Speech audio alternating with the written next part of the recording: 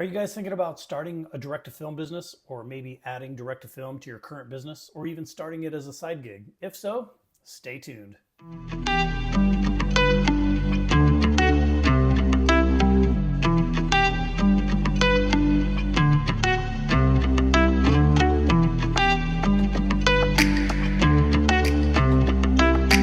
know who made it.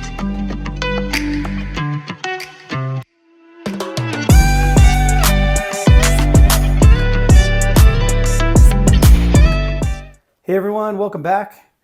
So here are some do's and don'ts that may help you start your direct-to-film business, whether you're adding it to an existing business, maybe you already have a screen printing business or an embroidery business, and you want to add direct-to-film to your business to bring in additional income, maybe even help out with short runs, things like that. So here we go. And starting off with the do's, the things that I think that you should do, my opinion. I've been doing this for a while, and this is just my opinion. You may look into who we are, who I am. I'm the owner of Supreme Screen Service. We're located in Southern California, and we are a silent partner for print shops to help you guys profit, also take on your work so you can focus on selling and prospering. And we're here to help you profit and get the jobs done. So starting off with the do's, as far as the things that you should consider doing when starting off with direct-to-film are, I think one of the most important things is learning how to do artwork.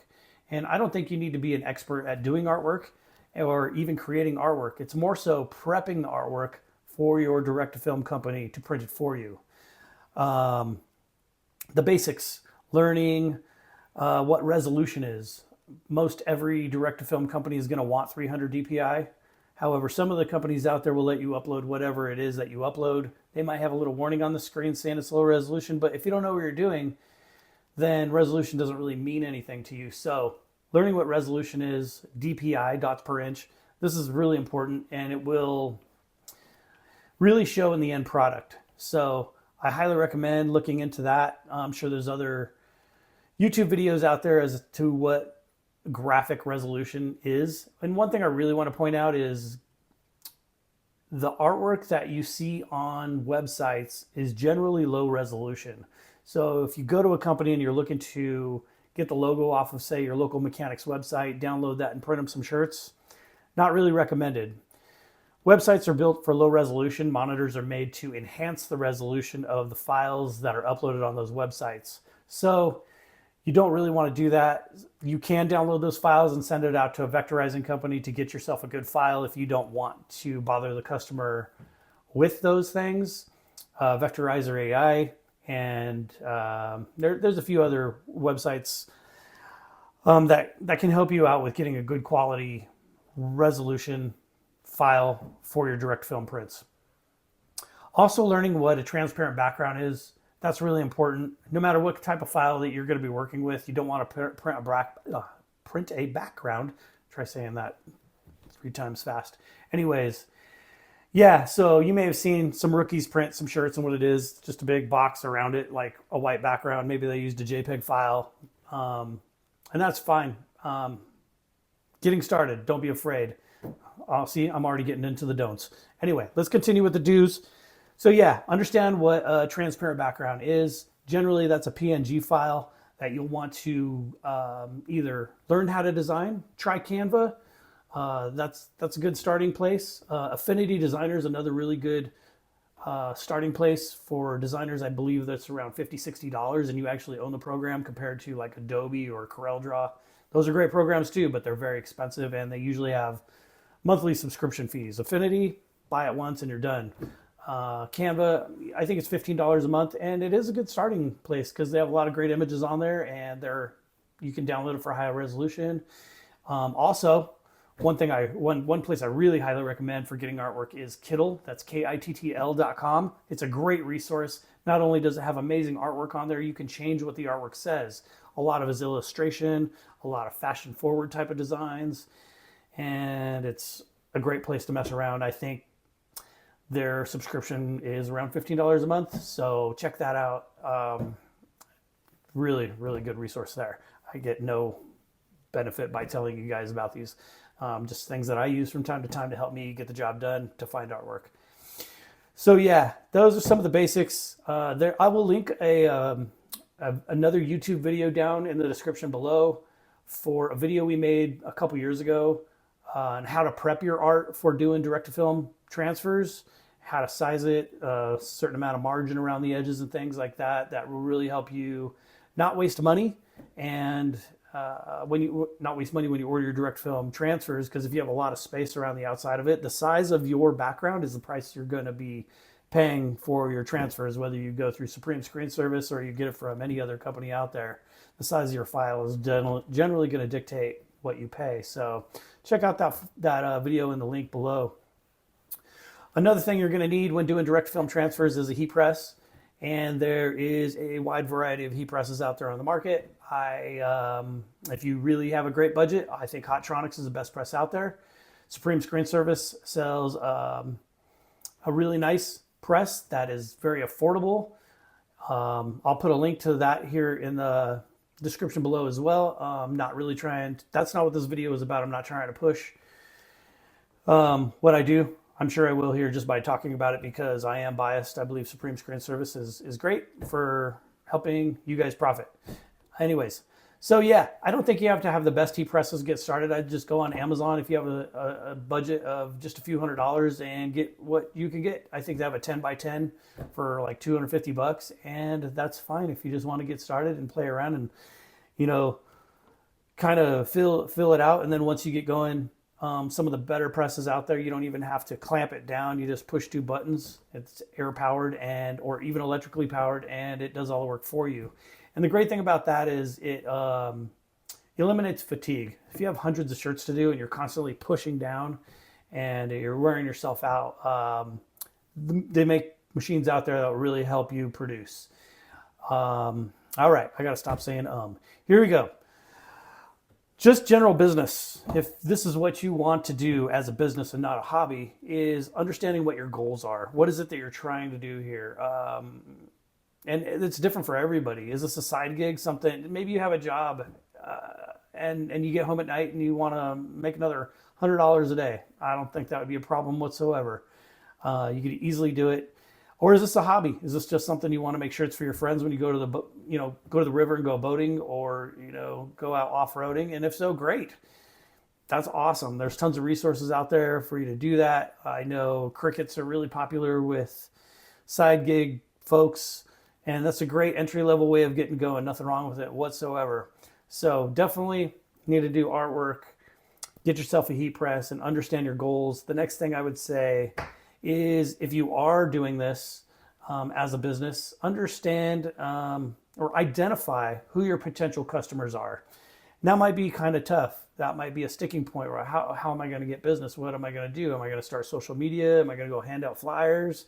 And the answer is there is no wrong way. I would say that one of the best ways is to make some samples. You may know local businesses in your community, people that you shop, that you go to be a customer, and you might say hi to the owner every once in a while. And if that's the case, maybe you can get their logo, print a shirt, print a hat, and just drop it off next time you're in the neighborhood and say, hey, I do this now. If you guys want some more, hit me up and I'd love to work with you. And local businesses love to work with local small businesses. The last thing we want to do is make the corporations bigger in most cases. So pizza places, donut shops, your local mechanic, those are great resources to make a connection with. You may already be going to these places already, so if you know you're going to go there in the next few days, stop by with some samples and make some connections. I think one of the biggest things about that is, first of all, don't get your hopes up too much. Second of all, don't be intimidated. You're trying to, here I am, I'm going to the don'ts already. I guess I'll get to that again soon, but just put it out there and let's see what people, how they respond. And from my experience, it's been great.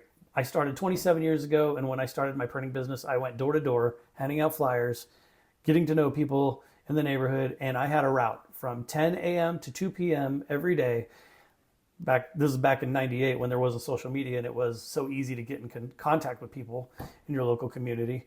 Anyways, I would just go out and shake hands and walk in and solicit, and I built my business based on doing that. So identify who your potential customers are. All right. Also, learn some basic business strategies and business tasks, invoicing, making estimates, taking payments. I think QuickBooks is great. It's really complicated, and I know there's a lot of apps out there that do make it easy. And if you use these apps and your business does grow, can these apps really scale with your business? Maybe they can. I don't know. I've always used QuickBooks old school. It is not the cheapest tool, but it does do everything. It is complicated. And there's YouTube. You can go on and search how to do something on QuickBooks, and you can almost always find it. So yeah, doing those things and dialing in your process, make a routine out of it. You know, every Monday night I make these YouTubes, and that's part of my routine. I think that's really the key to starting a business or starting something new in your business is consistently doing it over and over and over. Even if you don't want to, you just do it. You know, just like going to the gym and stuff like that. All right, so the last thing to do is make a profit. Because if you ain't making money, how do they say it? If it don't make sense, it don't make dollars. There you go. You want to make money. That is kind of the benefit. Obviously, if you're running a business, you got to do that. And if you're doing a hobby, I think you should be getting a few bucks back too, just to cover your cost to make more shirts for your friends or whatever it is you're doing. So with Supreme Screen Service, I'm going to put in my little shameless spot here. We're here to help you profit. So if you are starting a business or adding to your business and you don't want to invest into the equipment right away, which I'm about to go into the don'ts here, we're here for you. We are your silent printing partner. Your customers will never know that we did it for you. Blind drop shipping is an option. We ship to you if you like. You can order on our website 24/7. If you order direct film transfers before 10 a.m., they ship out the same day in most cases. So yeah, starting with the don'ts now. Don't be afraid to make a mistake. I think that's something that the non-business owner person is really afraid of. I think there's this idea of pretending to be perfect when you start off and knowing it all, and an experienced business person is going to know right away whether you know what you're doing or not. So just be humble, be honest, and be straight up. Hey, I'm trying to start a business and I would like to make hats for you. That's all there really is to it. People respect the truth and honesty, and you know, just be straight up. I think that's really important. The second don't is I highly suggest you don't go buy some expensive equipment right off the bat. You might go to a trade show and see shiny, new, amazing equipment, and it is awesome, and it is expensive. And I think one of the worst ways to start off in a business is with a ton of debt. And a lot of people might say, no, I've got money and I know bankers, and that's great. If you have a business experience or lending experience, knock yourself out and shoot for the moon. I don't want to hold anybody back, but most people aren't in that situation. So if you are just getting started and you are not that familiar with how direct-to-film works and how it presses and how it peels and how to do QuickBooks and how to make a delivery and how to make a payment, start small. Keep it simple. Just get some transfers from Supreme Screen Service, whoever it is. Anyway, get the system down of pressing and peeling and post-pressing and buying shirts. That's something I didn't even mention in my dues. You got to find a supplier. Anyway, I'm on to the don'ts. If you have questions about suppliers or whatever, just bleep it down in the comments and I'll let you know who my suggested retailers are. Or maybe I'll just I'll list it down there in the bottom. All right, so another don't is, say you're moving along and you're making money, you're buying transfers, you're making deliveries, you're making some money, and somebody's like, hey, I want some embroidered hats. Don't go buy a $50,000 embroidery machine right off the bat. Find somebody to do embroidery for you. And I know this is a sticking point because you might go to your local print shop who does embroidery and you're like, hey, I want to broker this job and have the local pizza place down the street. I want to do the hats for them. And you might be worried, well, they're going to steal my job. But most print shops won't do that. I can't guarantee it, but Supreme Screen Service does not. You can log on to our website and we'll decorate your hats for you if you have such a thing. The last thing you should do is go buy an embroidery machine. There is a lot to know, and it is very complicated. Same with screen printing.